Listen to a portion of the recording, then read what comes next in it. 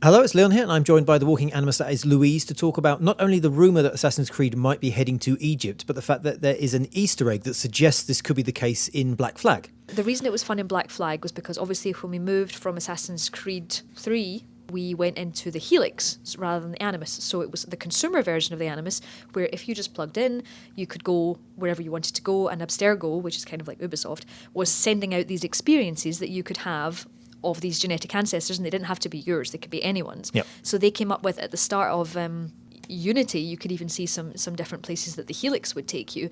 But in Black Flag, you are testing this consumer version. You're going around the offices of Abstergo. You hack into some computer terminals, and there are conversations going on of what's going to be the next setting of our next adventure. And one of them just happens to have this screen of the man looking at the two pyramids. But it also has had and teased the French Revolution. Yep. It also talked about how we've been to the Ottoman Empire, so the 15th and then the 15th century with Ezio. So pretty much it checks off all the different places. Yeah. But the important thing is that it has at some point teased this trip to Egypt.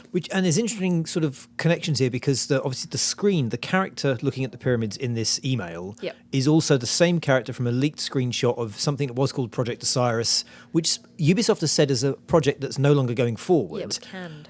But it now seems to have been absorbed into kind of Assassin's Creed as canon. And there's history as well with the creative team from Black Flag for Egypt. Yeah, well, what we are still talking about, we are still in the lands of conjecture. We must still enforce the fact that we are working on rumours. It's all rumours, but it is all kind of coming together. Yeah, it's coming together. So the director of Black Flag previously said, I'd love to go to Egypt. We've got a reason that we could go to Egypt. We've got a way to do that. Mm-hmm. I'm not saying that's where we're going next, but this 4chan rumour that comes from apparently inside Ubisoft says that it is made from the team that made Black Flag. Yep.